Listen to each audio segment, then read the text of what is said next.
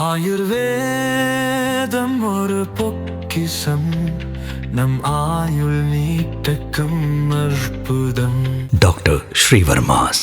Lyca production Subaskaran வழங்கும் அனுப்புமா பரமேஸ்வரன் நடிப்பில் lockdown December 5 முதல் உங்கள் அபிமான திரையரங்குகளில். இந்த 24லிருந்து 25க்குள் நிச்சயமாக ஒரு கடல் சீற்றம், ராவண பூமி கடலில் மூழ்கும். கனவுல அவரே எழுப்பி, தம்பி நான் சொன்னதெல்லாம் நல்லா ஞாபகப்படுத்திக்க, இப்போ சொல்ல வேண்டிய காலம் மக்களுக்கு எடுத்து சொல்லு, இயற்கை சீற்றங்கள் அதிகமாக இருக்கும், அவங்கெல்லாம் கேர்ஃபுல்லாக இருக்கணும். காலையில் ஒரு 4 மணிக்கு முழிக்கிறேன், அவர் சொன்னது ஞாபகத்துக்கு வருது, அவர் படித்து எனக்கு சொல்ல விஷயங்கள் ஞாபகத்துக்கு ரிப்பீட் ஆகுது. இந்தியாவை பொறுத்த வரைக்கும் அந்த மேப் பார்த்திங்கன்னா முக்கடல் சூழ்ந்தது, கடலில் உள்ளே இருக்கிற எரிமலைகள் வெடிக்கணும் அப்படின்னு சித்தரேடுகள் இருக்குது. செவ்வாயும் சனியும் உடைய அமைப்பு இப்போது கோச்சாரப்படி தப்பு. ஒரு சித்தர் எனக்கு பல சித்தரேடுகளில் படித்து காமிச்ச விஷயம். இப்போ அவர் படிக்கும் பொழுது என்ன சொன்னார்னா, இதை ஏன் நான் உனக்கு படித்து காமிக்கிறேன் அப்படின்னா, இது ஒரு காலத்தில் ஸோ அந்த சித்தர்கள் சொல்வது சில குறிப்புகள் 100க்கு 99 குறிப்புகள் நடந்திருக்கு. இப்போ திருவண்ணாமலையில் அந்த நிலச்சரிவு கூட சிவன் அவர்கள் 3வது கண் திறந்துட்டாரு அப்படின்ற மாதிரி சொல்கிறாங்க. 3வது கண்ணை திறக்கிறார் என்றாவே அவர் கோபம் திறக்கிறது.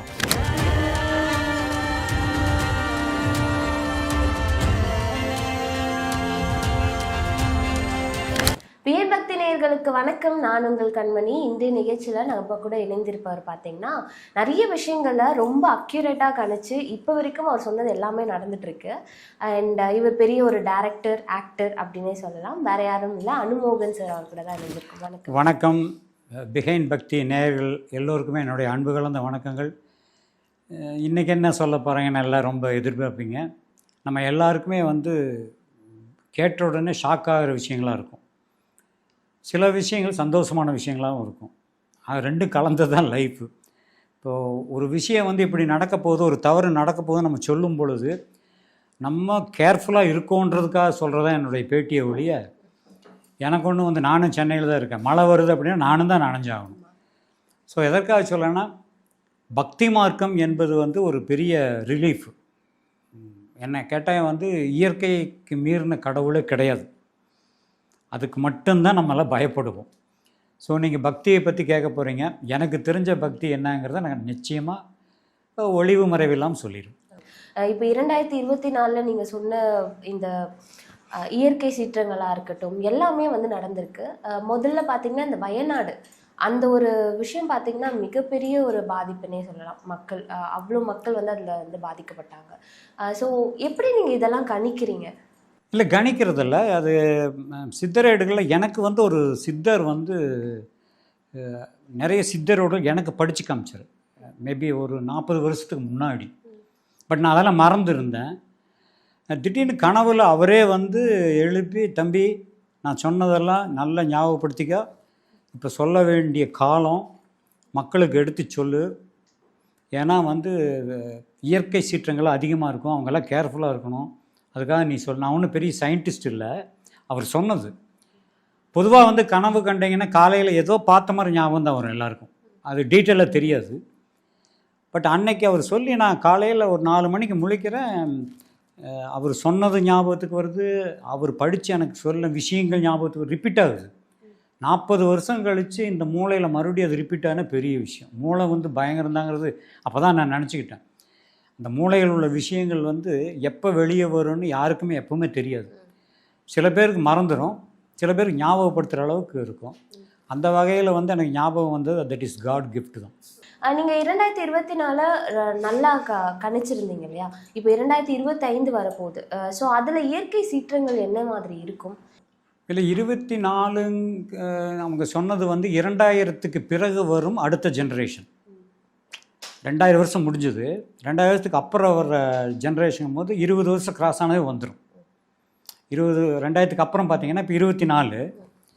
இப்போ இந்த 2000க்கு பிறகு ஒரு ஆணுக்கு பெண்ணுக்கு ஒரு 20-21 வயசுக்குள்ளே சப்போஸ் மேரேஜ் ஆகியிருந்தால் அவங்களுக்கு ஒரு வாரிசு வந்திருக்கும். ஸோ அந்த ஜெனரேஷன் வரும் பொழுது இந்த மாதிரி சீற்றங்கள்லாம் வரும் அப்படின்னாங்க. சரி, அது ஜோதிடப்படி அப்படின்னு பார்க்கும் பொழுது பார்த்திங்கன்னா செவ்வாயும் சனியும் உடைய அமைப்பு இப்போது கோச்சாரப்படி வந்து தப்பு. உங்களுக்கு புரிஞ்சதா? செவ்வாய் சனியும் வந்து பார்வைகள் வந்து தப்பு. ஸோ அதனால் செவ்வாய்ங்கிறது பூமிகாரகன் அப்படி தான் சொல்லுவாங்க. ஜோதிடப்படி வந்து பூமி, செவ்வாய் வந்து பூமிகாரகன்னு சொல்லுவாங்க. ஸோ சனியுடைய பார்வை இதெல்லாம் வந்து அந்த கட்டங்கள் அமைப்பெல்லாம் வருது கோச்சாரப்படி. நம்ம நாட்டுக்கு நில உலக ரீதியாகவே இந்த சுமார் சீற்றங்கள் பஞ்சபூதங்களுடைய செயல்பாடுகள் அதிகமாக இருக்கும். அதனுடைய விளைவுகளை மக்கள் வந்து மீட் பண்ணி தான் ஆகணும் அப்படின்னு சித்தரேடுகள் இருக்குது. அதை தான் நான் சொன்னேன். அப்படி சொல்லும் பொழுது என்னன்னா, நம்ம இந்தியாவை பொறுத்த வரைக்கும் அந்த மேப் பார்த்திங்கன்னா முக்கடல் சூழ்ந்தது. இப்போ என்ன சொல்லலாம், கடலில் உள்ளே இருக்கிற எரிமலைகள் வெடிக்குமா? கடலுக்குள்ளே எரிமலை இருக்கான் அப்படி சொல்கிறாங்க. அது சயின்டிஸ்ட்டு தான் தெரியும், நம்மளுக்கு தெரியாது. சித்தரில் சொன்னது. இப்போ நீங்கள் வந்து ஜப்பான் இந்த மாதிரி நாடுகளில் பார்த்திங்கன்னா எரிமலை மேலே இருக்குது, வெடிக்குது, சதுருது பார்க்குறோம். கடலுக்குள்ளே வந்து எரிமலைகள் வெடித்து செல்லும் பொழுது சுனாமி பூகம்பம் எல்லாம் வரும். கடல் கீழே நில அதிர்வுகள் வருமா? அப்படி வரும்போது கடல்கள் பொங்கும், முக்கடலும் பொங்கும் அப்படிங்கிற மாதிரி நான் படித்தது. கடவுள் புண்ணியத்தை வேறு நடக்கூடாது, வேண்டிக்கணும். எனக்கே பயமாக தான் இருக்குது. பட் இருந்தாலும் வந்து அவங்க சொன்னதை தான் நான் சொல்கிறேன். ஸோ அப்படி பார்க்கும் பொழுது முக்கடல் பொங்கும் பொழுது அதில் ஒரு சின்ன ஒரு குறிப்புன்னா, நம்ம வரைபடத்தில், உலக வரைபடத்தில் இந்தியாவுக்கு கீழே உள்ள பாகம்தான் ஒரு பாகம்தான் இலங்கை. ஒரு காலத்தில் இலங்கை இந்தியாவில் சேர்ந்த பூமி தான் அது. அப்போ ஏதோ ஒரு பேரழிவெல்லாம் வந்து பிரிவு, கடலெல்லாம் பொங்கி பிரிஞ்சது தான் இலங்கை. இப்போ என்ன சொல்கிறாருன்னா, இந்த 24லேருந்து 25க்குள் நிச்சயமாக ஒரு கடல் சீற்றம். இதில் ஒரு பாகமாவது இலங்கையில் வந்து பாதிப்பு அதிகமாக இருக்குங்கிறாங்க. அவர் சொன்னது ராவண பூமி கடலில் மூழ்கும் அவர் சொல்லியிருக்கிறது. மூழ்குன்னா மொத்தமாக மூழ்குன்னு சொல்லு. அந்த மாதிரி நம்ம சென்னையில் மழைக்கே வந்து பாதி மூழ்கிட்டு தான் கிடக்குது. அப்போ கடலே பொங்குச்சுன்னா, உங்களுக்கு 6 குளம் ஏறி தண்ணி போயே நம்ம தாங்க முடியல, கடலே பொங்குச்சுன்னா. ஸோ அது வந்து அந்த மாதிரி இயற்கை சீற்றங்கள் இருக்கும் அப்படிங்கிறது வந்து நான் ஏடுகளில் படித்தது. சில பேர் கேட்டாங்க அது எந்த ஏடுன்னா, அந்த அளவுக்கெல்லாம் எனக்கு ஞாபகம் இல்லை. ஒரு சித்தர் வந்து எனக்கு பல சித்தர் ஏடுகளில் படித்து காமிச்ச விஷயம். அப்போ அவர் படிக்கும் பொழுது என்ன சொன்னார்னா, இதை ஏன் நான் உனக்கு படித்து காமிக்கிறேன் அப்படின்னா, இது ஒரு காலத்தில் நீ சொல்ல வேண்டி வரும்னு அன்னைக்கு சொல்கிறார். நான் சொல்கிறது 74ல், வருஷம் 50 ஆகி போச்சு. அப்போது அது ஒரு அவரே தீர்க்கதரிசி மாதிரி வந்து நீ சொல்லுன்னு சொல்கிறதுனால நான் வந்து ஒரு யூடியூப் சேனல் கொடுத்தேன்.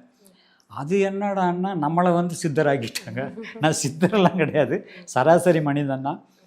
பட் உங்களை போல தான் எனக்கும் அந்த பயமெல்லாம் இருக்குது, அச்சுறுத்தல் இருக்குது. எனக்கு என்னென்னா ஒரே ஒரு வந்து இயற்கையோடு ஒத்து வாழ்கிற பக்குவத்தை மனிதர்கள் இழந்து விட்டார்கள். அந்த இயற்கைக்கு உண்டான மரியாதையை நம்ம கொடுக்கல, அதுதான் உண்மை. இப்போ இயற்கைக்குள்ள மரியாதைக்கு வந்து இது குற்றம் சொல்கிறதுனா, ஒரு அரசாங்கத்தை குற்றம் சொல்கிறதோ அதெல்லாம் ரொம்ப தப்பு. இப்போ சயின்டிஸ்ட் வந்து கரெக்டாக மழை பெய்யினா பெய்யலை அப்படின்னு அவங்கள திட்டுறதெல்லாம் தப்பு. சிலது கணிக்க முடியும், சிலது இயற்கையை வந்து நம்ம கணிக்கிறதுக்கு மீறி செயல்படும். இப்போ லாஸ்ட் டைம் போன வாரம் வந்த புயலாக அங்கே வரும் இங்கே வரும், அது எங்கேயோ போயிடுச்சு. அதனால் கணிப்புங்கிறது இப்படி வரலாம்ன்றது தோற்றம் தானே உடைய, இயற்கையுடைய மாறுபாடுகளை நம்ம சுத்தமாக கணிக்கவே முடியாது. அதனால தான் அது காடுங்கிறோம். அது எந்த ரூபத்தில் எப்படி போகும்னு சொல்ல முடியாது. இந்த 25வது வருஷத்தில் சில சீற்றங்கள்லாம் இருக்குது. அதாவது டிசம்பரில் கொஞ்சம் அதிகமாக இருக்குது இந்த வருஷத்தில், ஜனவரிக்கு அப்புறம் கொஞ்சம் கொஞ்சம் இருக்கும். பட் நம்ம வந்து கேர்ஃபுல்லாக இருக்கணும்.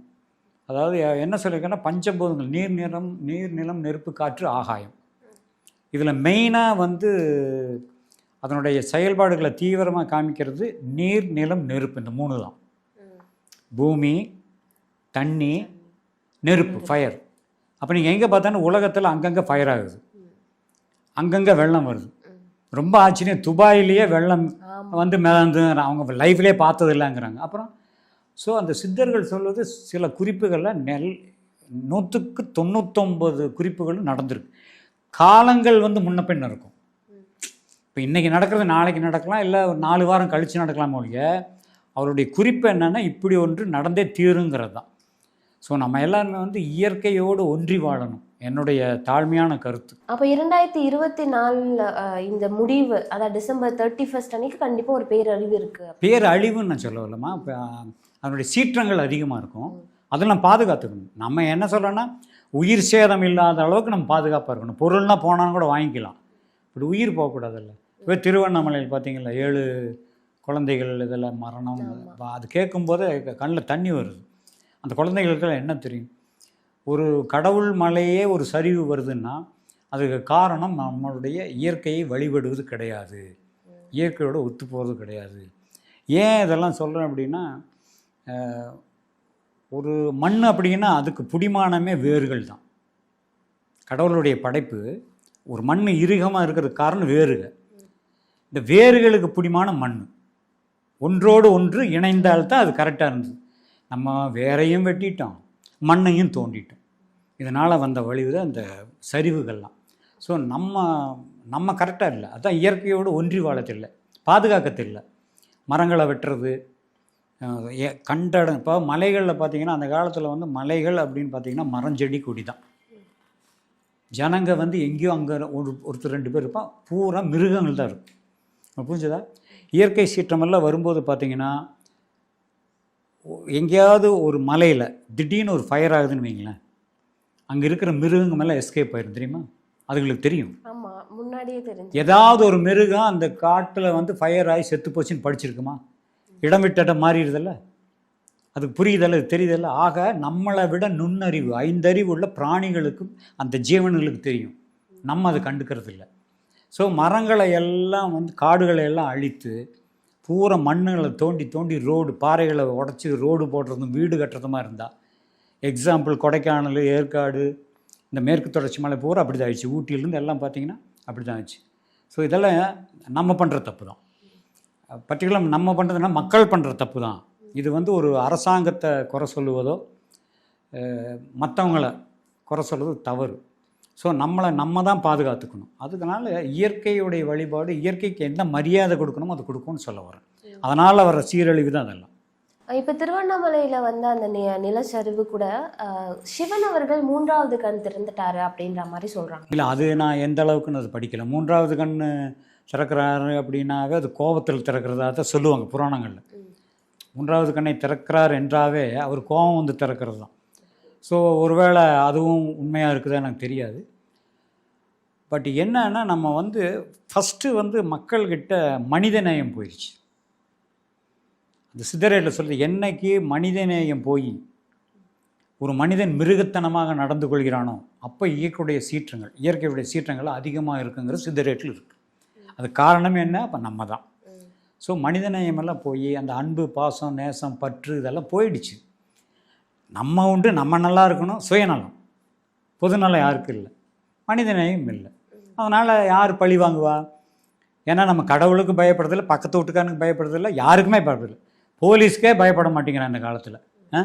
அப்புறம் தென் வாட்? என்ன சட்டங்கள் போட்டு என்ன பிரயோஜனம்? பயம் என்பது உங்களுக்குள்ளேயே இருக்கணும், உங்களுக்கு எப்போ வரணுமோ வந்தாகணும். அந்த பயம் அப்படிங்கிறத கடவுள். நீங்கள் ஐயோ அப்படிங்கிறீங்களா, அதுதான் கடவுள். ஒரு சந்தோஷப்படல, அதுதான் கடவுள்.